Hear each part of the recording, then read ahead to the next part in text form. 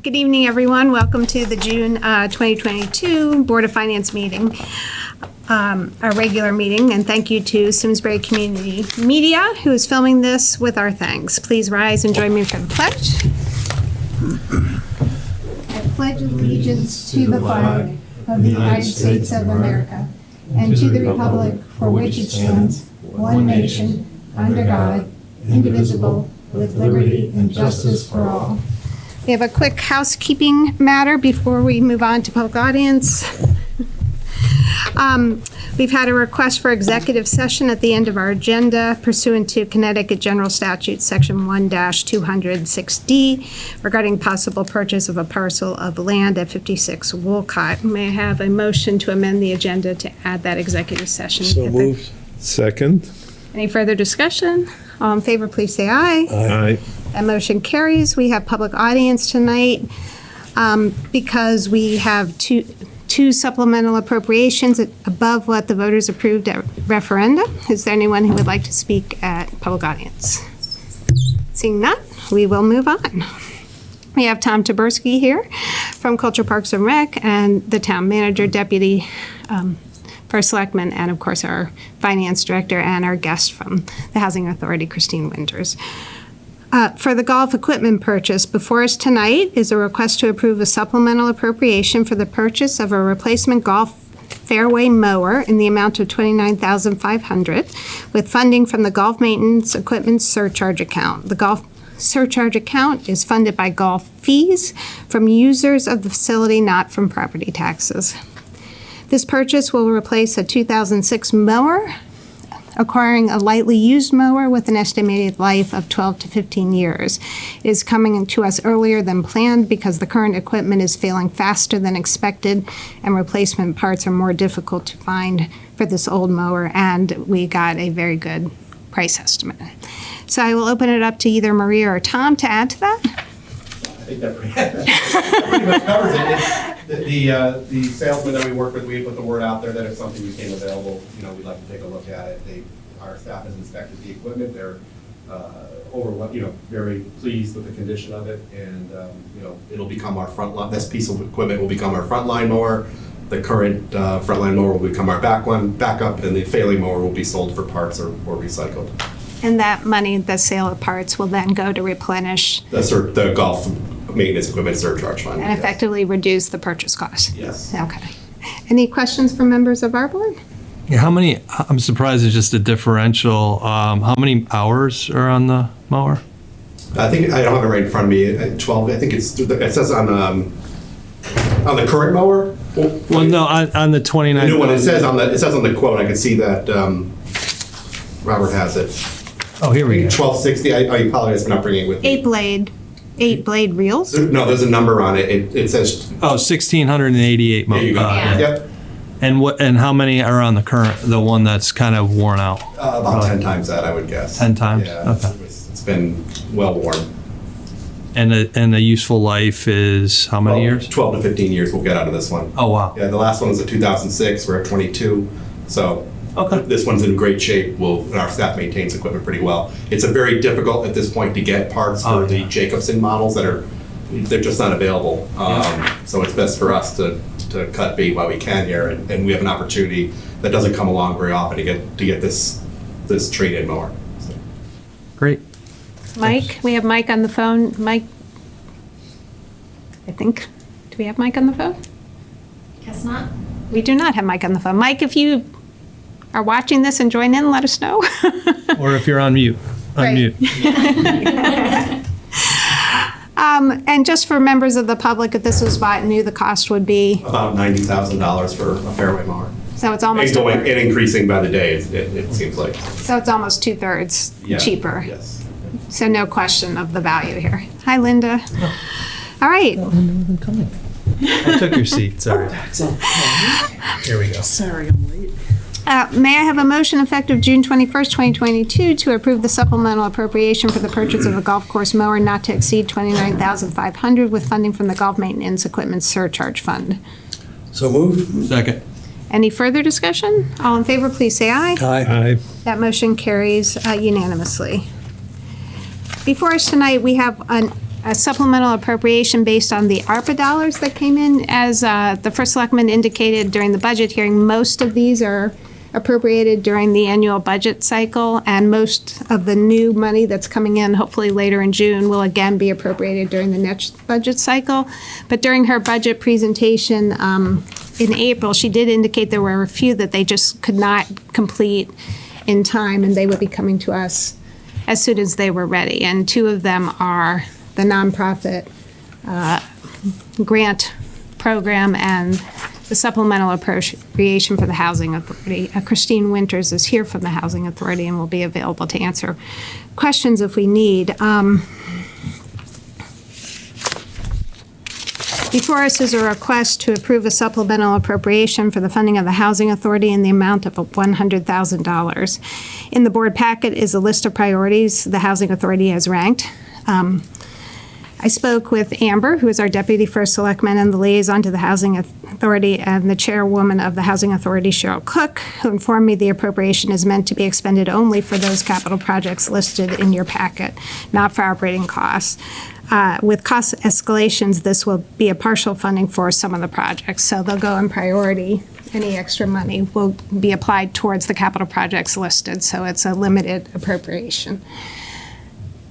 Christine, did you want to add anything?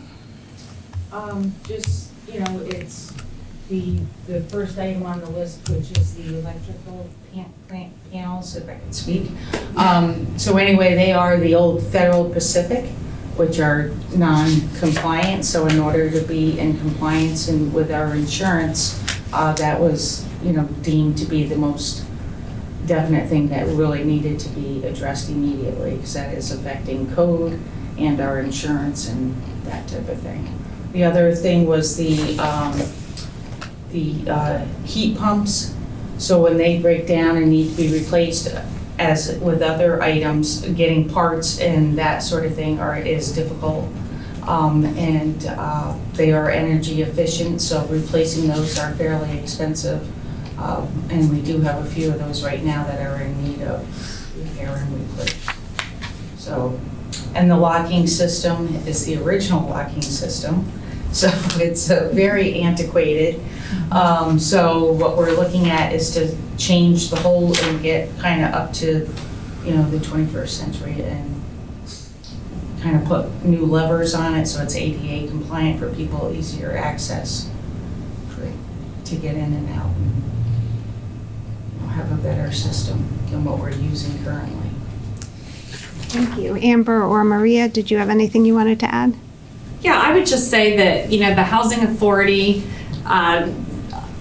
receives its funding through the state. The town of Simsbury does not provide operating funds for the Housing Authority, but it is the Simsbury Housing Authority, and it is one of the few, dedicated affordable housing, spaces that we have here in town. It serves a population, a vulnerable population that we feel like these improvements are much needed. It's been, some of these units are almost, I think, 50 years old, and some of these repairs are needed to just, make it livable, and like Christine said, bring it up to code. Also, the Housing Authority does not receive funding from the state for capital projects. So all of the, we have a list here of $700,000 worth of capital improvement projects that the Housing Authority is looking to fund, and that has to come out of their own fund balance or whatever grants that they can apply for, which they have done in the past and continue to try to apply for, but there are limited resources available for these capital projects, and so this is why they felt like there was some urgency to use these ARPA funds to help kind of shore up the property and make it usable for many years to come. Maria, did you have anything to add? I think they covered it very well. Any questions?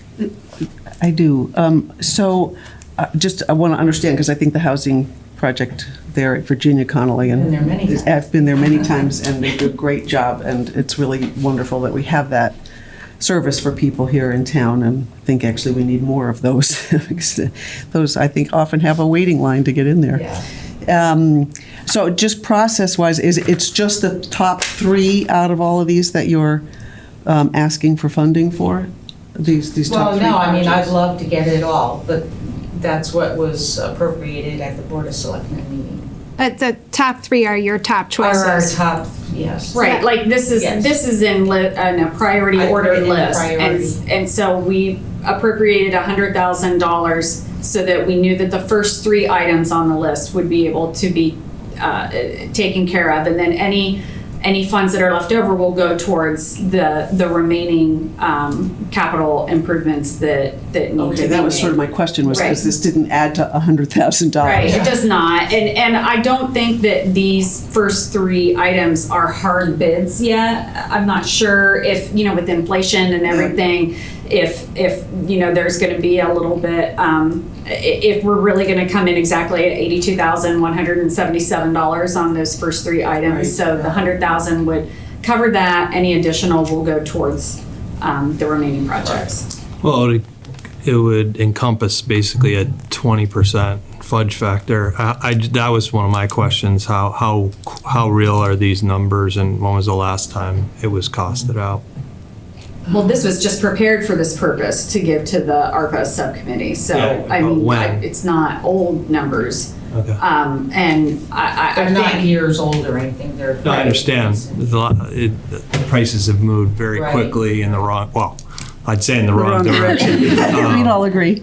So I'm just curious Yeah. how recent these numbers are. Probably in the past couple of months. right. Yeah, so they're probably 10% at least higher than what you have here. So the only thing I would say also is that any leftover wouldn't even cover a fraction of the lighting, the window replacement, or the door replacement. So I'd be more inclined to just figure out what the number is with maybe a 10% escalator on top of these numbers and appropriate that dollar amount. Sorry, No, are you done? Yeah, that, I think your comments are. No, and there will be accountability for all the money spent for each of the items. We will provide all that information for you. Yeah, I just didn't want you Yeah. sitting on excess funds when No, you no, know. no. And then, so what was the discrepancy in the timing, and why didn't it come through originally? That was my second question. We haven't even gotten to July 1st yet, and we're already getting. Well, I mean, ever since I've been a member of the ARPA committee, I mean, I have advocated for the Housing Authority and for this to be considered, and we just did not have, this level of detail. But I can say throughout the Finance Subcommittee, we always had a placeholder for Housing Authority funds. And these issues seem urgent enough that even though we were not able to get it done during the budget, it doesn't seem like holding it up for an additional year when we have urgent things that need to be taken care of now, and the Housing Authority is spending a lot of time trying to figure out how to raise the remaining $600,000 to do the remaining investments that we should hold it up. But if these are original electric panels, this isn't like a surprise to anybody. Yeah, so what were And these things? irregardless of ARPA, Yeah. and whether there's a Right. tremendous amount And so we're of able money. to only replace them so much so many a year because of the constraints of our budget. Yeah. I And what's think your what we're overall both at- budget? For both properties, for the new year will be about 1.2. 1.2 million? So just help me because I don't remember. Were these things that were in the CNR or capital budget that got knocked out somewhere? They're not part of our budget. The Housing Authority is not funded through the town. So we don't make. The operating budget isn't, but you said capital sometimes is. Oh, Through steep grants. Linda. No, they have applied for like grants where the town has acted as a pass-through see. agency to get Yeah. grant money, So but we don't capital's fund. never in, No. okay, all right, No, thank you. I didn't no. understand that. Yeah, no, And what do so, you typically raise from grants in a given year? What did you raise in 2021, for example? So in 2021, we weren't able to apply for the small cities grant. So the way the small cities grant is, there's a limited dollar pool, so they don't give it to every town every year. So Right. when I was first selectman, you could get it every 3 years. I'm not sure what the cycle is now. So you can, and there's a max on it. So you are limited in funds. There are some federal funds obviously available for it. One thing I do want to mention, folks may not know, the Housing Authority is located across from the Tractor Supply store, and their staff is very, very lean, tiny, yeah. very Tiny. lean. So do not have the resources that some larger housing real estate units might have. Right, and it's been very lean this spring, and Christine has done a very good job trying to keep everything going, and, you know, every resident there has to be recertified at the same time that we're trying to put this information together, so it's just you know, we're doing the best we can with the resources we have. But for in terms of notifying the public, this was actually in the first selectman's presentation, the Housing Authority. Right, this application. So place- the public was given notice that. Yes, during we the had budget talked cycle. about this at our meetings since I have been a part of them, which, you know, only goes back to December, but the Housing But Authority. even at the official public hearing, it Yes. was spoken about and shown on the Yes. slide. So this is not a new, this was a timing thing that we were advised of at that time. This is called the ARPA funding priority list. ARPA came out well before that, you know what I mean? So this is really just a supplemental appropriation priority list. Right? Yes. A lot of towns are doing ARPA through supplemental appropriation. It is the recommendation of the Board of Selectmen and certainly the Board of Finance that where possible to do it during the budget cycle when people have an opportunity to give comment, it's known. But we knew at the time we did this that we weren't going to be able to do every single project there. We did run this through council today, actually, and I want to thank Maria for doing this. This is an appropriate use of the original ARPA money, although it's actually not ARPA money anymore. It's lost revenue, so it's municipal money funded through the ARPA. But council did confirm that this was a use. It is in the original intent of ARPA, which was to provide assistance to our most vulnerable members of the community, and certainly those, I mean, as we all know, I hope if folks haven't been there, could we do a tour at some point? The Board of Selectmen did a tour before their meeting last week. My grandparents lived there for I don't know how many years. So I'm lovely. very familiar with it. Yeah, it's lovely. Spent a lot of time. I Do I should. know your grandparents? No, they've been long gone. Oh, okay. Yeah. I've been there a long time. Same last name though.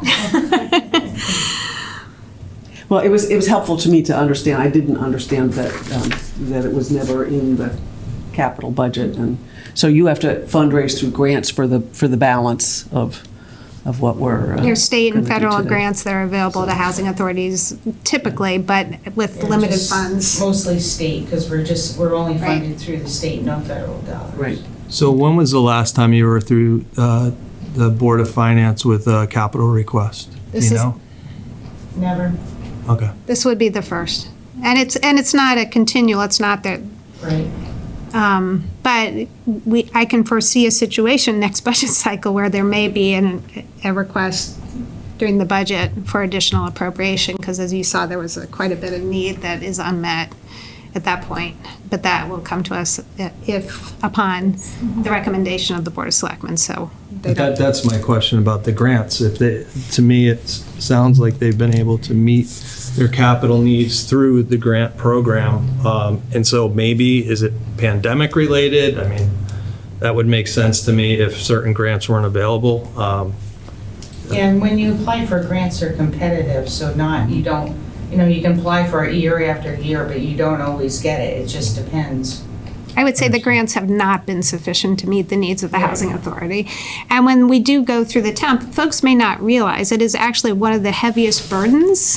We love the Housing Authority, Yeah. and it's a labor of love, but it is not a small lift. It is a massive lift by staff to get those things through, because there's a lot of work on the town, and you actually have part of the grant process involves hiring a consultant. It's a And when you're massive. doing the small cities grant, so you have to hire architects, engineers, and all of that before you can actually you know, when you're applying for all those things, and even if you don't get the grant, or even if you do get the grant, those you don't expenses. get reimbursed for all those monies that you put out for engineering, architects and all that. So it's just, that all comes right out of your.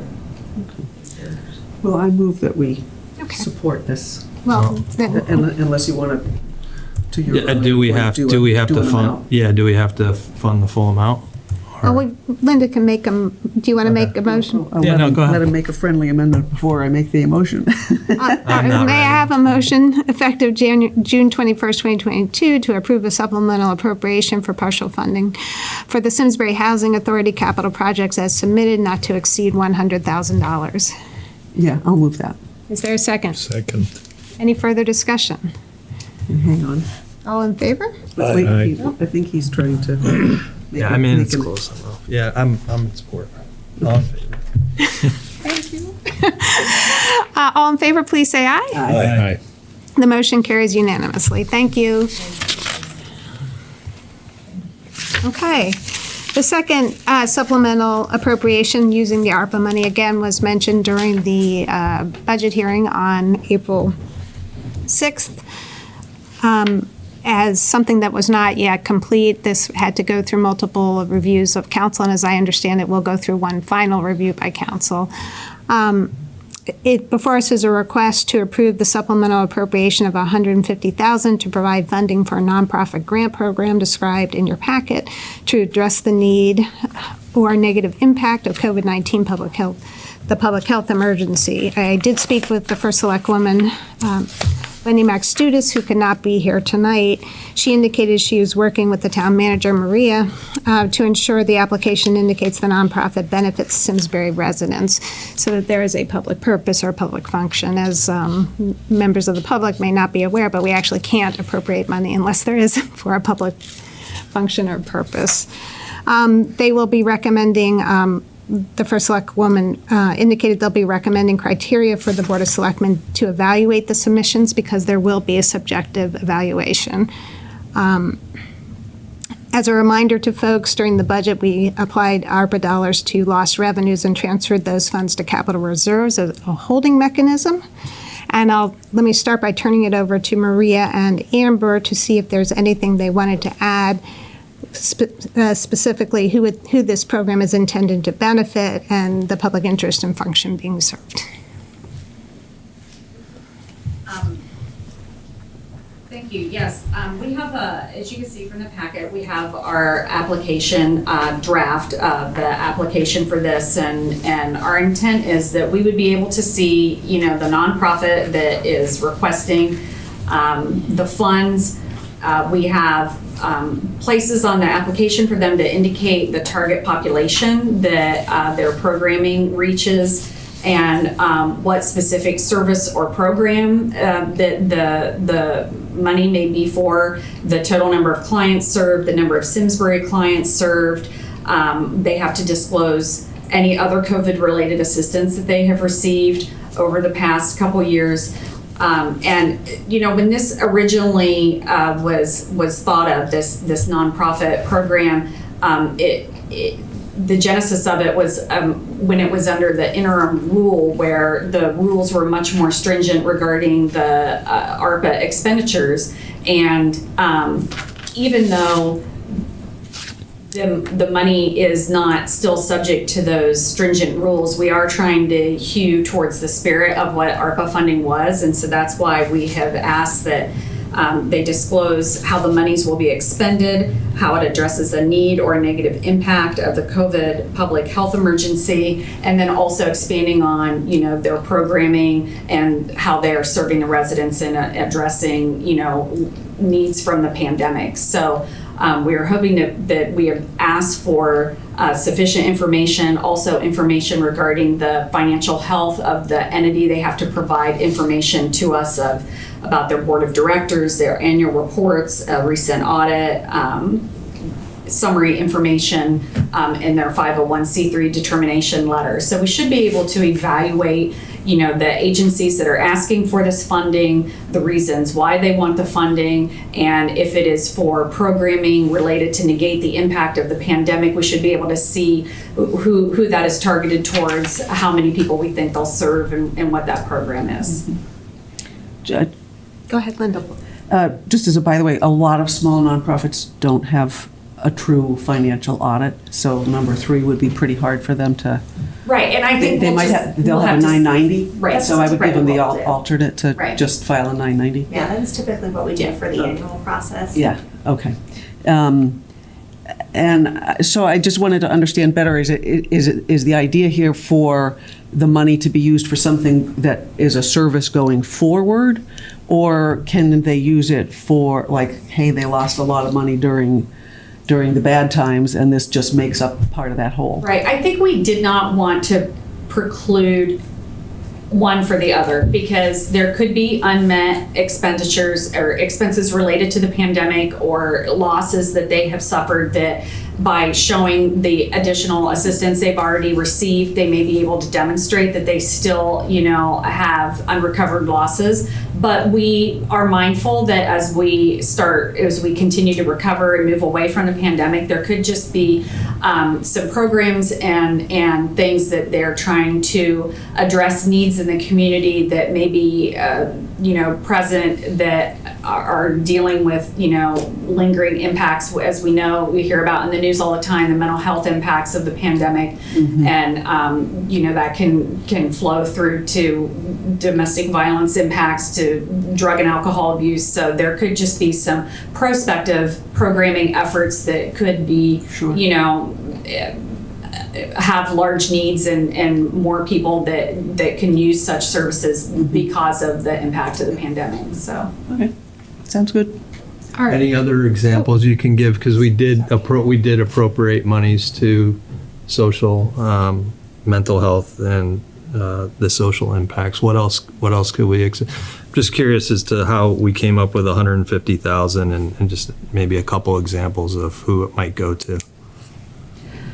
Well, I think there's nonprofits, here in Simsbury. There's that even though we are paying for like social services, we still have like a Promise to Jordan, which focuses on outreach to different efforts for drug and alcohol addiction. There's For All Ages that does a lot of work with seniors and isolation, and that has been something that has, been a significant problem during the pandemic.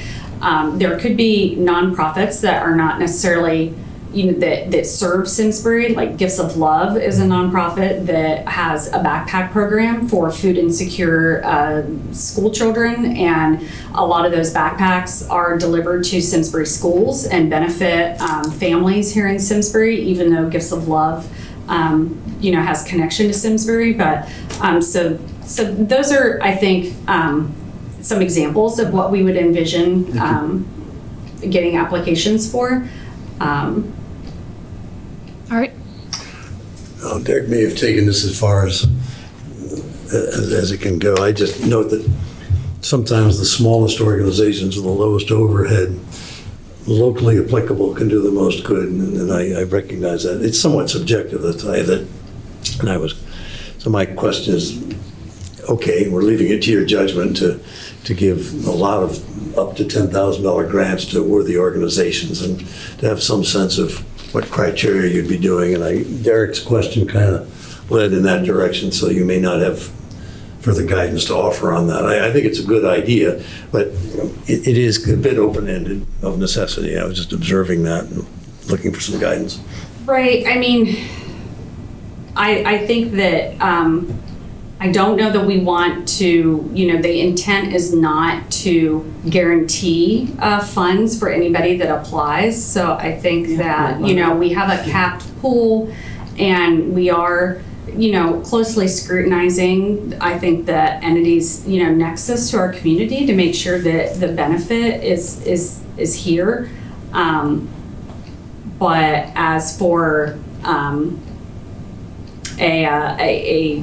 a strict criteria, that would be much easier to determine if it were solely based on expenses from the pandemic that were still unmet, that lends itself more to a non-discretionary, I guess, determination, It but. appears to be human need is what I'm getting. Right, we are trying to address, to fund programming that we think could be beneficial, and I think there is, some discretion, but we hope that the form and the information that we're getting will provide us with some substantive data to consider. And the entity is also going to have to provide us with some follow-up, correct? I think we have put that in there that we will be Reporting, sure. right, making sure that the funds are being spent as to how they're intended. Just to add 2 cents, and you can correct me if I'm wrong, but I'm also assuming, like, I'm just making this up, the Historical Society, let's say they,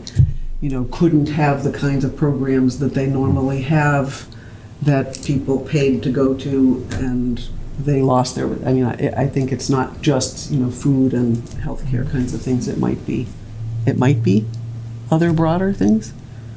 I think that if you're looking towards demonstrating an impact, like a decrease in revenue, in donations, or in being able to run programming that they have not been able to recoup.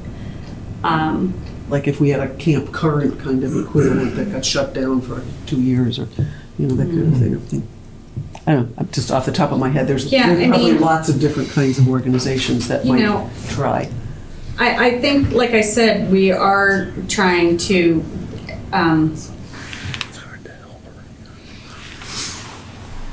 try to adhere to the spirit of what the rules were, that it was somehow, COVID and Sure. Pandemic related, and that can get, you can come up with examples that kind of make that relationship attenuated, and I think that is where we'll just have to take that into consideration along with we don't really know how many applications we're gonna get, so So my advice as somebody who writes a lot of grants is be real clear up front. If you want to have a narrow perspective, which is fine, just let them know so they don't waste their time writing an application for nothing. I think that's good advice. Because people like me spend a lot of time doing that. Like, why didn't they just tell me at the get-go they weren't going to give me any money? Right. Yeah, I think that's fair. What about administration, overhead, processing? Who's doing all the work? And what are the costs for setting up the 501c3? Like, how much of the 150 will be used for ongoing overhead? And presumably this will be a go forward. This isn't just a 1-year 501c3, right? So No, this is not a go forward. This is a once the one-time. 150 is Yeah. done, Yes. so We're just opening it up for a limited period of time. okay. Organizations can make their application, and we know that we've made public comments about this money being available for this. It was something that was discussed during the budget process, and so I think that we feel like we are opening this to allow for this window to see what comes in, and then So that's who's it. going to do the work? Who's going Our to do the town staff. processing? Our town staff. And they will be kind of the arbiters, decision makers as to where the money goes, or who will decide They that? just are accumulating the information, the So there's a work application. group. Okay. The application will come in here to the town, and then a packet will be put together, and then the Board of Selectmen will be reviewing it. Is that Amy? Are you the one doing that? No, I don't know. I thought it was the ARPA work I can group. jump in. It'll most likely be, a combination of Amy, Melissa Appleby, our deputy town manager, and Tom Fitzgerald, our management specialist. So it'll be very similar to our annual grant process that we do during the budget process. So Tom does a pretty heavy lift for us in terms of gathering all the materials, making sure they're thorough and complete. He does the initial pass through. If there's any concerns, with an audit at Sudbury, right? He's consulting with Amy, he's consulting with Melissa. So Amy and Melissa do another review, but then ultimately the decision of who to fund and how much to fund is a Board of Selectmen decision that they make typically during the budget workshop process. That's a policy conversation that they have. So again, usually staff just sort of does the verification work, and the Board of Selectmen makes the policy decisions around who gets funded and at what level. And so I think that this, from the discussions we've had, would be somewhat similar. The groups that you gave as an example, would they be able to apply for ARPA money on their own? This is the process, so we would not. No, they could have Participate. applied for PPPs, yes. Yeah, that's Absolutely. my question. Yes. Yes. Right, and that's why we included that on the form, that if they have received other COVID federal money, right, yeah, but so some of them, right, may have already received money that would have made them whole for some of the expenses that they had. So I have one tiny other Thank you. question. Yeah, go ahead, Linda, and then we'll go to Bert if you have one. Number 5, it says the former ARPA work group and current finance subcommittee. Who's the current finance subcommittee? It's for Selectman Wendy Maxtutis and Selectman Heather Getz and myself. Oh, okay. I was thinking finance subcommittee. It must be somebody from here. No. I didn't know anything about that. No, it's not a surprise So it's not, subcommittee okay. that we don't know about. All right, thank you. Bert. Yeah, I apologize for this because I've been out of the loop for a couple of days. But as you mentioned, this was something we discussed during the budget process. And essentially, this is a concept, which I think is a good concept, but we're just getting it off the ground. So why is this coming as a supplemental appropriation? And why wasn't it part of the budget we approved a couple of months ago? I think that, the answer is that this was originally conceived under the different ARPA rule and then the rules completely changed in January, right before the budget process started. And then we were trying to figure out how that impacted, all of the budget process. And so we wanted to get through the budget process and use the ARPA funding to handle mostly the capital projects that we already had teed up. And then we had to come back in committee and rework our draft of what this program would be under the new rule. And then, like we mentioned, it's still, being finally vetted. So I think you're right. In a perfect world, all of this would have, perhaps been done, in March, but with the timing of the rule change, it kind of threw a little bit of a wrench. It was a happy wrench because it made things easier in some ways, but it also changed, it substantially changed, I think, how this program and how this grant program was going to have to operate. Any other questions from members of our board? I just, first of all, thank you for working on this. I know it's been a long labor on this, and I know Maria and Amy have also worked on it, so thank you for that. I'm happy to hear that, it's going to be mostly towards the intent of the ARPA in response to the negative impacts from COVID-19. One of the cautions our board always gives, and I think staff and your board is also aware of, towns are often asked to give funds in support of various groups and activities, and while the causes are super worthwhile, and I personally do donate to many of these organizations, towns themselves need to be cautious not to become a foundation where we give to worthy causes. That's what we don't, taxpayers are not paying taxes to a foundation to redistribute them to great organizations, no matter how great they are. So there has to be a public function. So thank you for including that with that. And then Amy, could you talk about how we're gonna, or Maria, I'm not sure who, how we're gonna let the public know? Will there be a report where the public can look and say, oh yes, for all ages spent $500 on this, $1,000 on this? Where will we be able to see the expenditures? So that was something that came up during the finance the subcommittee meeting, and having the Board of Selectmen approve them, and then be able to have a working draft of who's being funded.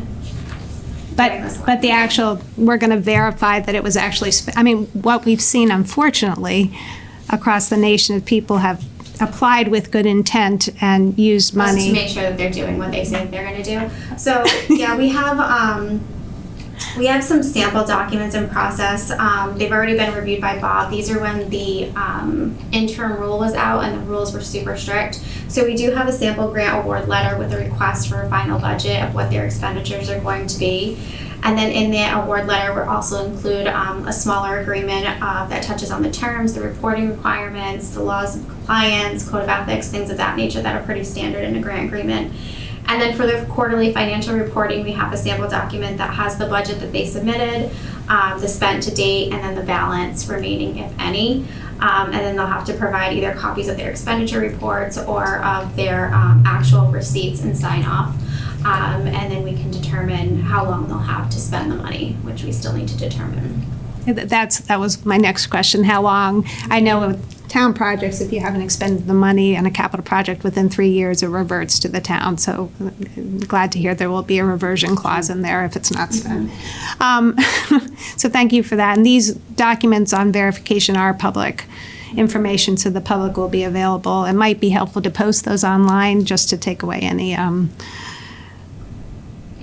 there's well, there have been, we've seen in other towns, why not be super transparent? It's public funds. Hopefully the public will take joy in how the money is being spent. If it's done right, they will take joy in that because it will be for appropriate needs. All right. Are there any further questions? All right. May I have a motion effective June 21st, 2022 to approve a supplemental appropriation for the funding of the 501c3 nonprofit grant program not to exceed $150,000 with funding from capital reserves? I'll move that. Second. Any further discussion? Yeah, I would just say that for the benefit of the public, I won't be voting in favor. One, because I think that it's slightly vague in scope. While I appreciate the intent of the program, I think it's slightly vague in scope, and in some cases redundant in that ARPA is already available to these programs, and to the extent that some has already been approved as part of the original budget process.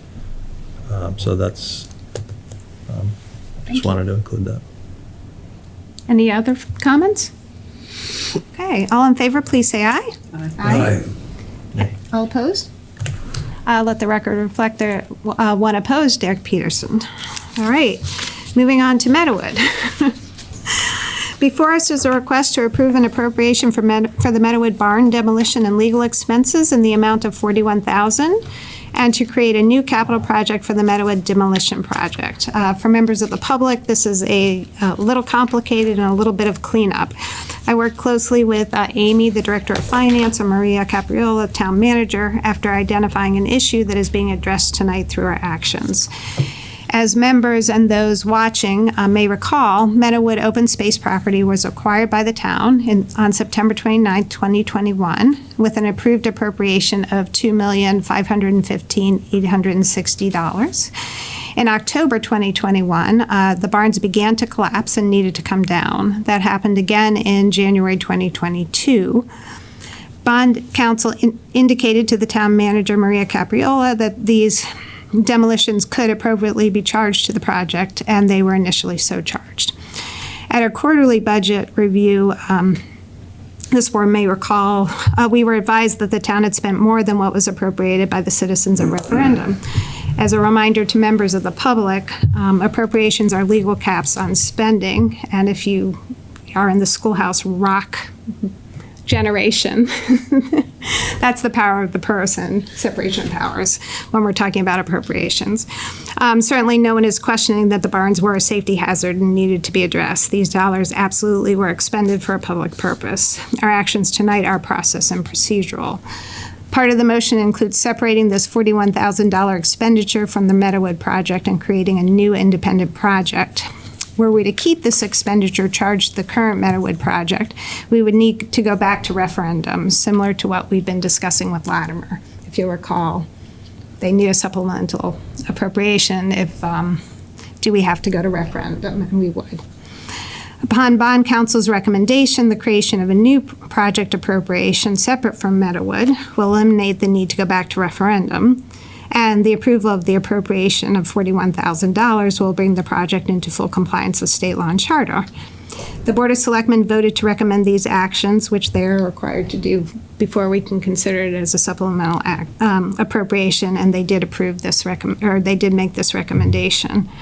Town staff is reviewing what happened and intend to take steps to minimize the likelihood that something like this happens again and to ensure process is followed going forward. I want to especially thank Amy for taking the lead on this, bringing this to our board's attention, seeking bond counsel's advice, working collaboratively with me. It was a very complex situation, and with the town manager, and recommending actions to protect the town's interests. Extremely transparent and forthright throughout, and very, very much appreciated. I'll open it up to comments from the board.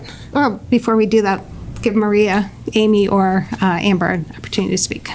I think you did a very nice job sort of providing an overview. I know that the Board of Selectmen was much closer to this issue. Our building official had, prior to acquisition, done an inspection of the barns. There was a plan, and still is a plan we're working on to do our best to restore the ones that are remaining.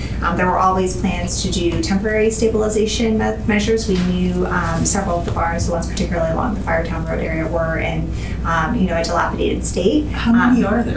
There are now currently, part of the Meadowwood acquisition, in terms of the older barns, there are 2 left along Firetown.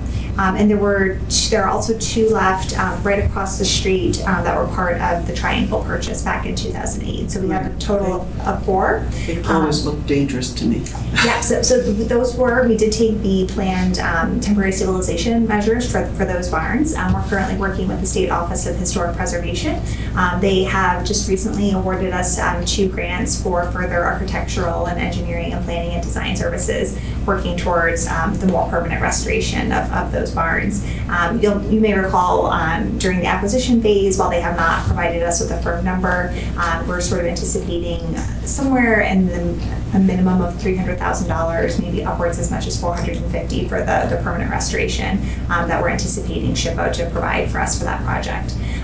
Deeper into the property, there are 6 barns that are actually in much better shape that are still actively used. There is a tobacco farmer that does lease those previously from the prior landowner, and now currently leasing those barns from us. There is one additional barn very, very far into the interior of the property, referred to as the experimental barn, which was constructed at a much later point in time. Very in the 70s, right? I think it was the 70s, yeah. So that's a very different structure. It's not currently in use, but it's also not, close to a roadway, which is what had happened, particularly with the one that took the very sudden turn after the September acquisition, as it began to suddenly just lean into the roadway, which became a public safety hazard, and that was something that none of us had anticipated. So I hope that helps a little bit with the background and some of the due diligence we had done on the barns and are continuing to do. So I think that's a good segue into the public function, the public purpose. I mean, obviously there was this money, just to be very clear, was spent on a public purpose. No question about that. Other members who have questions? No, go ahead. You first. Derek, No, and you're then- We're the blabbermouths. I know, right? We'll go with Derek and then Linda. Thank you. So, upfront due diligence, all the barns were inspected, right? And there weren't any barns that they determined upon inspection that needed to be immediately taken down for, because of public safety. That's correct. So likewise, there was a budget with either restoration or stabilization dollars, right? Correct. So the stabilization or restoration dollars won't need to be used for at least 2 buildings because they've been raised. Right. So why there wasn't a budget for the demolition, but there was a budget for restoration or rehabilitation. So that can be allocated based on need, right, per barn, but it won't be there for 2 barns now. Yeah, so we did budget $20,000 for the temporary stabilization efforts, which are different from the permanent and long-term. So there's cabling essentially that's been installed in the various barns along Firetown. Again, And those temporary stabilization measures did come in just about $19,000. So we were within budget for what we had planned for the temporary stabilization measures. And those temporary stabilization measures were done on the 2 barns that fell down? No, on the ones that are remaining. Right, but so my point is there's 2 barns that, I'll call it 20,000 each, that they didn't need to cable or stabilize. So that's still in the budget, you know what I mean? But was it in our budget, or was that something that was meant to come from the grants? The Was it- 20,000 was planned as part of the original appropriation. And we knew that there would have to be some stabilization work conducted on the barns. And again, we had a structural engineer out on site, particularly when we had that barn take the sudden turn. And there were some temporary stabilization measures taken for the barns across the street as well. And so all 4 are part of the long-term restoration effort. Yeah, So what I'm hearing is the 20,000 was for stabilizing all of the barns, and even though 2 of them fell down, they spent the whole 20,000 stabilizing the That's what I'm remaining. hearing. Yeah. We spent 19,000 and some change stabilizing the remaining 4 barns that are on site. Yeah, so the problem is we had an appropriation. We could have, the demolition wasn't appropriate. There are 2 things with an appropriation. One, can you use dollars for the purpose for which it was appropriated? And certainly we could have. The problem was we didn't have enough dollars. So we spent more than what was appropriated. And since you can't do an expenditure without an appropriation, tonight we're going to grant an appropriation backwards. So it's Maybe we. Well, yeah, well, that's what's before us tonight. But it was certainly for, I just want to make it very clear for the public, this was a public purpose. It had to be done. This is not something that, It's a procedural problem, it was a procedural problem, correct? But if I understand what Derek was asking, which I'm kind of curious about myself, is that does it cost more to raise the barn than to prop it up? Is that how it happens? Yes, exactly. So each barn that we needed to demolish was about $19,000 each. And to stabilize the 4 remaining barns, we also spent about $19,000 in aggregate. Total. It's about $4,000 to $5,000 per barn when stabilizing. What's the prognosis for the remaining 4 barns? Are they going to be stabilized and made into kind of museums or open to the public, or what are we going to do with those? Yeah, so again, right now, SHPO has provided us, we just got the grant award with $20,000, but in total it's $40,000 in grants for us to do further there's structural analysis with the structural engineer, architectural services, planning services. We are hopeful that there's one barn in particular that I think is very special, and I know SHPO is really excited about it as well. And it's a barn that if you are on the interior of it, many of the people who worked in the tobacco fields, local residents, Morehouse College students, they have signed their names inside of the barn, and with that, where they were from and the years that they worked the property, it's really special. So we're hopeful that we'll be able to invest the most in that particular barn. So we would be able to have some open houses down the road. Just again, given the historic nature of the signatures and such, we won't be able to just leave them sort of open 24/7 unsupervised, but to be able to have some open houses throughout the year where people can really come and experience it. When you're inside, it's a very special and very powerful, I think, a moving experience for folks. So that's, again, the barn that I think we're hoping to invest the most in, so people can have that experience. And then the other barns to, a lesser extent. And again, we'll learn more and find out more as we move forward in the structural Thanks, that's analysis. interesting. I understand the special barn, but now, how about the other 3? I don't have a sense, or maybe I have a foreboding sense, that a really old barn that has served its purpose, has been propped up. We got 3 of them. I mean, either you make them into a special barn and make sure they're going to be there, or we'll be back appropriating more money down the road to prop up old barns. Well, that's what we're hoping the grant will take care of. Yes. They won't be back, that they'll be using the, is it the SHPO grant for 350,000 to possibly 450 should be able to cover the costs of those restorations if they come in. I see. And there is a different standard that would be required in terms of having people be able to actually be in the interior of a barn and walking around versus, structural improvements just to really keep the barn standing. It's just a different standard. I see. So that's sort of my concern all along, is every time I drive by those barns, I worry about children who, love to go play in abandoned buildings, and these are not safe buildings. I'm serious. Didn't you do that when you were a kid? I'm not answering that. We have posted notices, they are secured. Yeah. So I just want to make sure that they're safe, that local kids aren't going to go in there and think this is a great place where we can hide out and have our fort or our gang can get together. Yeah. A bunch of people. We have, like I said, we have, closed entrances. Or older. Or older. Yeah. This is where we can go smoke cigarettes. We're going down the road. We're going down the road. I just worry about that. Can I ask a process question? Yes, of So we course. have two options in front of us, right? We can either, approve this supplemental appropriation, or it can go to a public referendum. Is that correct? Well, I suppose we could put it to referendum if we want to keep it in the capital project, but that would be an expense of an additional 20 to 40,000. Well, do we have any other reason, Latimer, to have another referendum or? Well, additional Latimer referendum? would be in the spring. And so it wasn't a fall schedule? No, we can't do it. And the reason why it's being brought to us right now is we need to rectify an expenditure that's already been made. Where we are going to make this expenditure later, we could do that, but it's already been made. So what we're doing is bringing it into compliance, which we should do. I mean, look, I'm not going to say the world is perfect. I've certainly been in Maria's position, and things happen. And sometimes we don't know exactly why they happen, or the people under which it happened have moved on, and in the transition things get lost. So I'm not going to say that this is a perfect situation, but I will say it is absolutely a public need and function. It does meet that, and we would have been obligated by state statutes to do this because it was a health and safety thing. So I don't think we have discretion as to whether this needed to be done. It had to be done, and the town was the one who had to do it.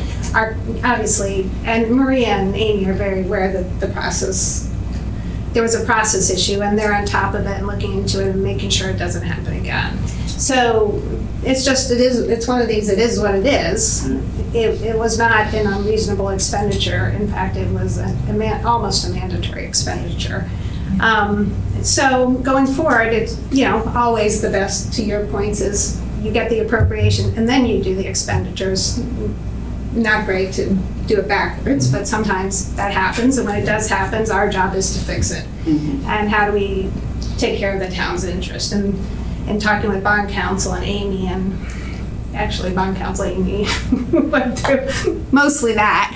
This is the recommendation. It's one I actually agree with, that I had suggested as well. So I think this is the cleanest way to do it quickly, because it was a public expenditure. It does take care of it, and we do have sufficient funds in capital reserve.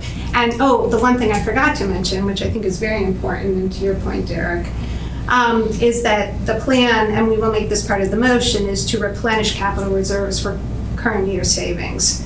So we will not actually be exceeding what the citizens approved at referendum in the end. We'll take the savings from what they approved and apply it towards this at the year-end close. So in that way, I think it also helps with the procedural situation as well. I'm sorry, what are the savings from what they approved? So we know that, or we anticipate from Amy's excellent quarterly report, that there will be approximately $500,000 in savings in the operating budget at year-end close. We don't close, even though our year ends June 30th, we close out usually in September because it takes a while to get receipts in. And when that close happens, there will be $500,000. So the $41,000 we're taking from capital reserves, we're going to take that $500,000 in savings and put some amount of it back in capital reserves to cover this cost. So in that sense, we're not going into general reserves. So It's all taxpayer money. it is all taxpayer money. Yes, no, it's an additional expenditure. It was one that wasn't anticipated, but it was to alleviate a public safety hazard. Okay. So, which is within our charge as a municipality. It's one of the mandatory things that we're charged by the Connecticut general statutes for doing. So, any further questions on this one? I'm fine with it. I do have a question that is irrelevant to the vote, so we can do the vote first, then I have a question. Okay. May I have a motion to approve an appropriation for the Meadow barn demolition and legal expenses not to exceed $41,000 as presented, and to create a capital project for the Meadow barn demolition and legal expenses with funding from capital reserves to be replenished with year-end savings? So moved. I'll second that. Any further discussion? All in favor, please say aye. Aye. Okay, that motion carries unanimously. Before we move on to the use of non-lapsing, Linda. So I just want to understand, because my memory of all this stuff's a little vague since it was months ago. We have not yet received any grant money for the renovation, restoration, Correct. preservation Yes, of right. any barns, right? Right, Okay, so right. it's not like we might have to pay some back because Right. we lost 2 barns. And what I always had it in my mind, and that doesn't mean it's right, that there were 3 barns that were going to be preserved as part of this Martin Luther King thing. So now 2 out of those 3 have fallen down. Are we sort of still thinking we're going to get as much of a grant? Because the $450 sounds familiar, that's what you'd originally hoped for. Are you just figuring you're going to transfer that to some other barns, or? Sure, I guess I maybe should have brought a map of our barns tonight. So Yeah, there were I don't that's have okay. a There are actually picture of 4 that were visible from the road, Firetown Road area and Hoskins Rose area that were part of this particular acquisition. And 2 of those 4 were the ones that took the sudden turn, right, needed to come down. So there's 2 remaining on that side of the road, and one of those barns is the one that's the really special barn with some historical significance. There are 2 on the other side of the road that were part of the Triangle purchase back in 2008. So again, depending on where we're at in terms of project budget, that there may be an opportunity for us to do some additional stabilization and restoration of those as well. Okay, all right, so you're just hoping we'll still get the whole. Yeah, again, SHPO's been really supportive of this project. It's something that they're just, I think, genuinely really excited about. These barns are being lost, at an alarming rate across the state, and they've shared that with us. And many folks in the community are aware that some private barns on private property recently came down this year as well. So again, it is something that SHPO's been pretty passionate about. They've been a very good partner and very, very supportive of the project and good to work with. Barnes Housing Authority, I can't just. Great. Moving on to use of the non-lapsing fund. Reported to us initially during the budget process, the Board of Education had unanticipated cost increases due to the hiring of 3 teachers at the beginning of the school year to accommodate increased enrollment, special education, social emotional support services, and increased transportation costs. Despite implementing spending freezes, costs will likely exceed the appropriation approved by the voters. I would say surely exceed that. In accordance with the charter and state law, the budget cannot be overspent without a supplemental appropriation. I guess that's sort of relevant to our previous discussion, which is why it's coming for us. Before us is a request to authorize the use of the Board of Education non-lapsing fund up to the amount of the fiscal year 2021, which budget cycle? 2022. 2021, 2022. Year-end project deficit not to exceed $651,308, which is the total amount in the non-lapsing. Amy has indicated that she does not anticipate needing that full amount, but we won't know until we get final numbers from the Board of Education. I do want to let folks know that Simsbury was notified that our district will receive an additional open choice grant funding estimated at about $330,000, which can be used to offset this expense and will in turn free up funding to partially replenish the non-lapsing fund.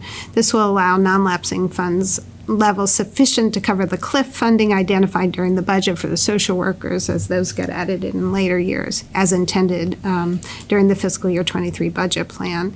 Use of the non-lapsing fund requires a recommendation from the Board of Education, which they have given us at their last meeting, and approval by the Board of Finance. Again, the non-lapsing account has $651,308 in it. Amy, one of the things I wanted to, just for the quarterly reports, can you just add fund balance on non-lapsing as a regular report? Okay, I will open it up to questions, if anyone has them. This is something that was raised during the budget process and actually pretty much at every meeting since then. So I don't know if there's additional questions. So the 330 would, Go back into the non-lapsing. will go back into the non-lapsing. And then it says here, this will allow non-lapsing funding levels sufficient to cover cliff funding. What are we defining as cliff funding? So if you recall during the budget process, we're using a significant amount of grants during fiscal year '23. So as a way to feather in the funding to cover the operating in future years, we were going to utilize our non-lapsing funds. So for example, in fiscal year '23, we're using part of our non-lapsing fund to cover capstone support, I believe. We're using it to cover one of the positions as part of the CLIF funding. So there's a certain dollar value that we need in that non-lapsing fund to fulfill that 3-year plan. So all this is saying is that with that 330 replenishing it, I don't expect to use the full $651,000 with the deficit. So between being able to replenish with the 330, we're still in line with the plan that we provided during the budget process. But we're not earmarking this 330 in any way just towards cliff funding. This is just an example of what, so the submission, I think, is misleading. Because it's, again, they can use it for whatever they want. No, because once it goes into the non-lapsing fund, it can only be used upon Board of Ed recommendation and our approval. So it is a limited use. Right, so you guys are going to have to, during the budget process, you're going to have to reappropriate. Like, Right. so we gave the plan during the budget process to how we want to use the non-lapsing in the next 3 years, but during the budget process, you're going to have to actually allocate those dollars. Right. But I have a similar or related question. Is like, why is it automatically assumed that money coming in from choice program is going into the non-lapsing fund? Well, so it'll go into the choice program, which will then free up some of the other operating funds to be savings, and in year-end savings will then, their plan, and I think it's a good one, is to put it into non-lapsing so that they can fund the CLIF funding. But there aren't really year-end savings. That's why you need to dip into this. There will be year-end savings in fiscal year '23. So if we had the open choice money this year, we would use that to offset the operating. So it's coming in Yeah. in the next fiscal Yeah, it's year. just a timing I didn't issue. understand that, Yep. sorry. Okay. So, and then also just the 575 deficit. It says to increase costs related to the hiring of 3 teachers, increased enrollment, special education, social emotional support services.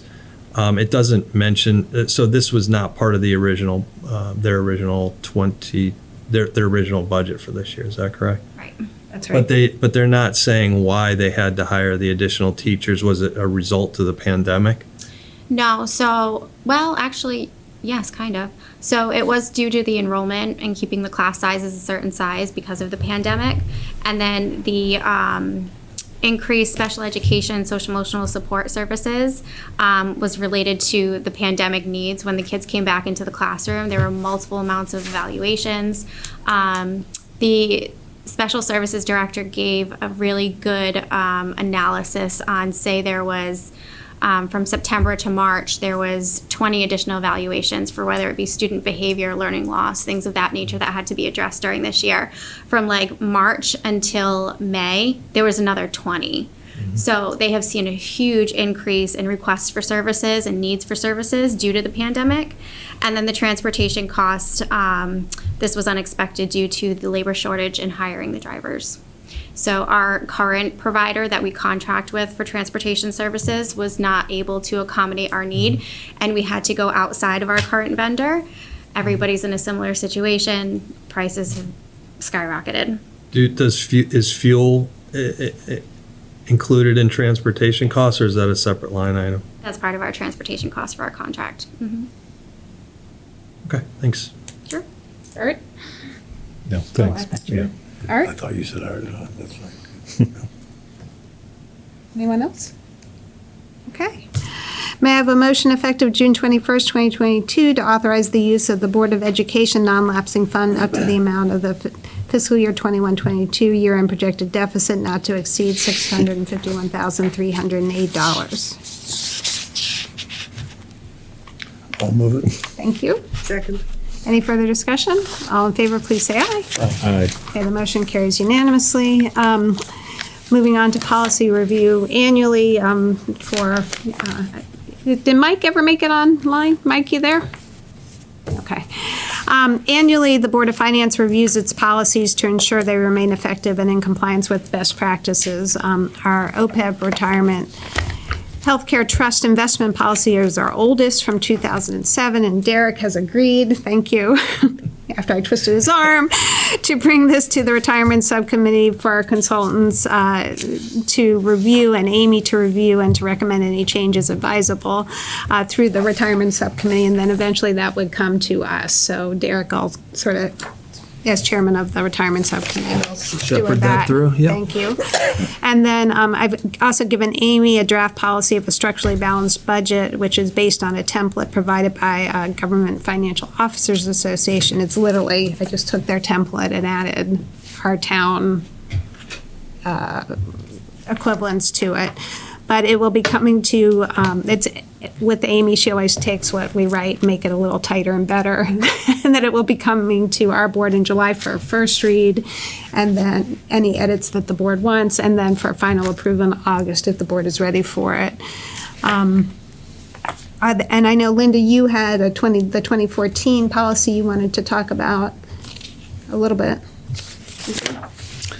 I'll have to turn to that page. Let's see. I know there was a couple that I had comments on, but what page is that on? Doesn't say the page. The town funds investment policy, you said? Town fund investment policy from 2014. It's page 37. Did I have comments on that? No, weren't you on page 41? That you had comments? Oh, yeah, just two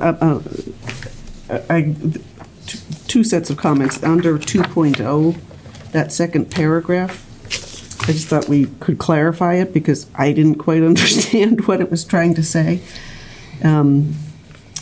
Except for cash in certain restricted and special funds, the town will consolidate all funds.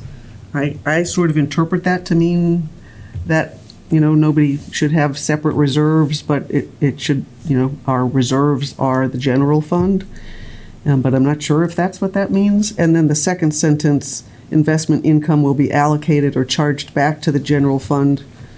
I'm not sure how you charge back investment income. You can allocate it back, or to various funds based on their actual balances. I didn't understand that sentence. Yeah, so for the cash, where it says it's supposed to be restricted into special funds, it's all going to be consolidated. So it's the physical cash, it's the physical bank account. So we have one bank account that includes all of our funds.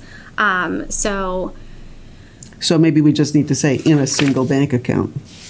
yeah, sure, we can clarify that. I think the restricted part is, say, for small cities grants, for example, they require us to have a separate bank account, so we cannot commingle with the town funds. Yeah.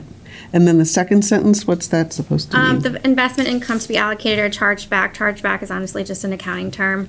So it's going to be charged back to the fund or various funds. So it gets a portion. So since we pool our cash, the general fund is one fund, the water sewer fund is another fund, other special revenue funds that have trust accounts or interest, those funds need to get credit for the interest as well. So the general special fund, revenue funds. Right. So the Okay. general fund doesn't get all of that. It has to be Sure, that allocated makes to. sense. So it gets credit, it gets, instead of charged credit, if you think of it credited. Right. Okay. It, again, could clarify it just by saying various funds such as restricted or special revenue funds. Okay. Just so that's clearer. And then in the first sentence of 3.0, I would add 2 words just for grammatical purposes. Investments shall be made with, add the word the, with the judgment and care, blah, blah, blah, which persons of prudence, discretion, and intelligence would, I would add the word would, exercise in the management of their own affairs. Doesn't that make it read a little more clearly? Sure. Those are my only comments on that one.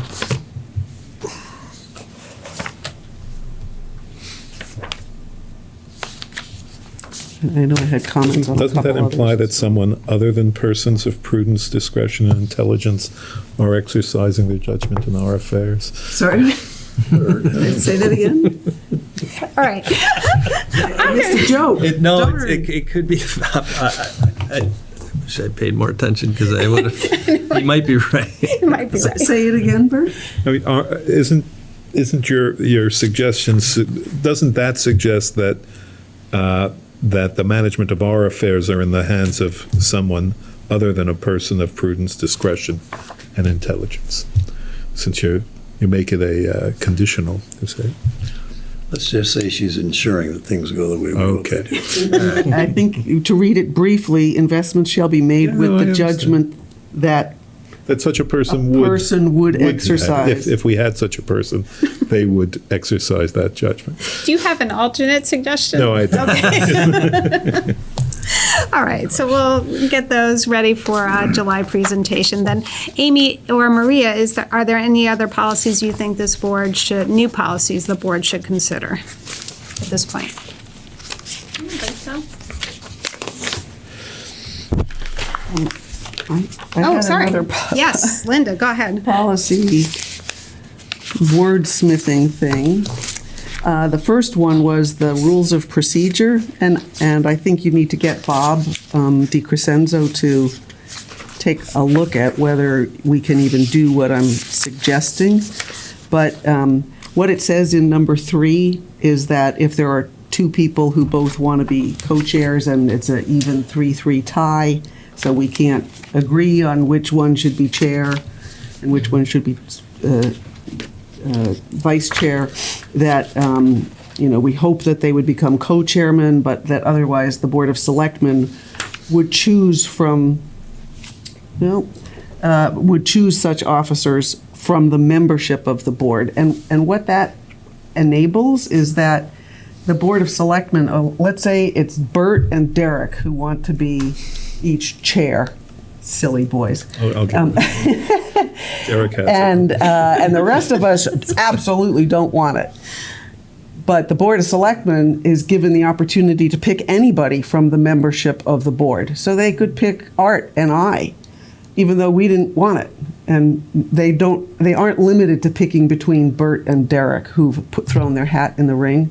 It's just something I didn't notice when we wrote this the first time, but if you read it literally, the board can pick from members of the Board of Finance, not from willing members of the Board of Finance. So your suggestion is to add So the word my willing. suggestion is either to add the word willing or to clarify that, look, pick one as the chair and the other as the vice chair, but you can't go beyond the two people who've thrown their hat in the ring.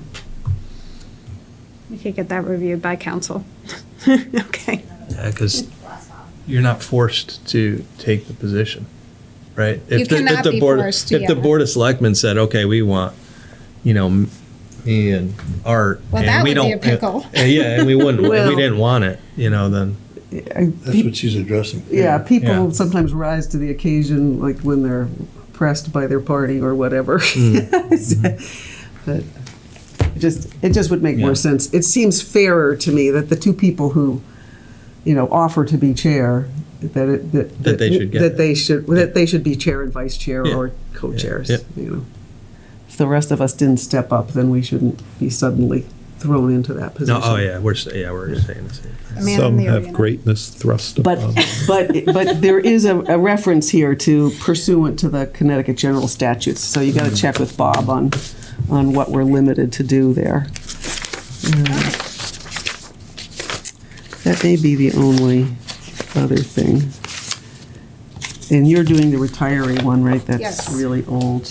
Oh, the two leading contenders shall flip a coin to determine who shall be a chair. That's pretty Well, impressive. that's only if the Board of Selectmen is also Yeah. a 3-3 Yeah. tie. Very interesting. Yeah, I mean, we might as well just flip a coin to begin with. What has the Board of Education to say? Well, we could do that internally if it's a 3-3. We Yeah. could just agree to flip. Okay. All right, that was my only other. All right. So with that, we have minutes. The last thing I did No, we have send. Amy's report. Amy's report. We're not letting you off the hook, Amy. All right, Amy. It's actually a super quick one tonight. So just a quick update on the assessor position. This is something that was updated at the last meeting as well, and we were just in the process of getting it through the personnel subcommittee and then subsequently the Board of Selectmen. So this did happen. The personnel subcommittee approved the position for the job description on June 9th, and then the Board of Selectmen approved it on June 13th. The position was officially posted on June 14th, and we also we've since then have gotten several applications that have gone over to Francine. So super excited to start setting up those interviews within the next week or two to get it going. That's, I just want to reinforce, that's like top priority. Francine is on it. I know, she's good. I'm glad to hear that there was activity. Interest, Yeah. yes. And could I ask for a further update? Because we did throw in $75,000 for getting additional contractual help. So where is that? So Francine has reached out to the vendor that's taking care of the reval. They have not signed an updated contract yet, but they are in discussions. Okay, great. Is like other business open to discussion? I was just going to say, I think at this point, we should be getting at least monthly updates on where the Latimer Lane project stands and whether we're on budget or not. It can be a simple one-liner or have somebody speak to it. That's great. Typically, we're having, weekly or bi-weekly calls on matters like that, just because the budgets are changing so often, but it'd be nice to know kind of what the latest and greatest is on a monthly basis. Sure. And the other thing along those lines, I had talked to Amy about this in advance, as we spend ARPA, can we please include those in your reports, an ongoing list, so that the public can see how we spent the ARPA dollars as part of our transparency for both the town and the Board of Education. And can I add one more thing about Yes. the assessor's office? We had also, during the whole budget process, talked about getting a consultant in to look at best practices, and I think at the time Francine had said, let's do that like in October, because the summer's going to be super busy, understandably, with reval. And it occurs to me that it takes a long time to write these RFPs, so I just think this is like the most important thing, is that we do everything possible to enhance our revenue picture. And so I hope that there's work going on now so that come October, we're ready to bring somebody on board and that we're not just starting in October. And I'd like to just make a suggestion. I'm maybe out of school doing it, but just based on my own experience of finding that my information was once again wrong, and much to my detriment, I corrected it. But this is the second time. And so it occurs to me that it might be useful in that RFP to not only ask them to review our policies and procedures versus best practices, but to also take a sample of houses and look at what's in our data system versus going to the house and seeing what's at the house. To find out, are there persistent errors in the system, and it'll give us, on a sample basis, okay, you're still off by 10%, which might then lead us to want to do a bigger deal contract to go out and, or it might tell us that, hey, you guys are in great shape and give us great confidence. I'd be happy with either result. But I just think it'd be good to know for sure, because I think there are situations in which people have changed things in their houses and it's not known and it's not discovered and they're not about to tell you about it. Yep. Without objection, we'll support Linda's suggestion. Right. Okay. Anyone else on that? So then, just in terms of the minutes, we're finally onto the minutes. I just had one change that I sent to Amy in advance, but because it's regarding the motion, I'm going to mention it publicly.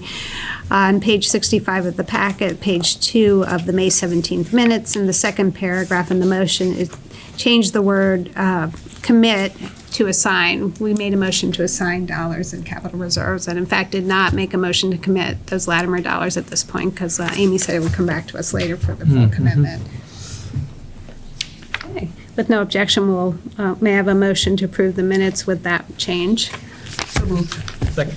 Any further discussion? All in favor, please say aye. Aye. Okay, that motion carries. And then finally, may I have a motion to go into executive session with the Director of Finance, Amy Merriweather, the Town Manager, Maria Capriola, and this board pursuant to Connecticut General Statutes, Section 1-206D, for possible discussion of possible purchase of a parcel of land at 56 Wolcott Street, I guess. I'll move we go into executive session. Oh, and Tom Roy will be joining us by phone with that addition. Art, did you make that motion? Move we go into executive session. Second. Any further discussion? All in favor, we'll go into executive session. Thank you to Simsbury Community Media. We will now be going off live feed.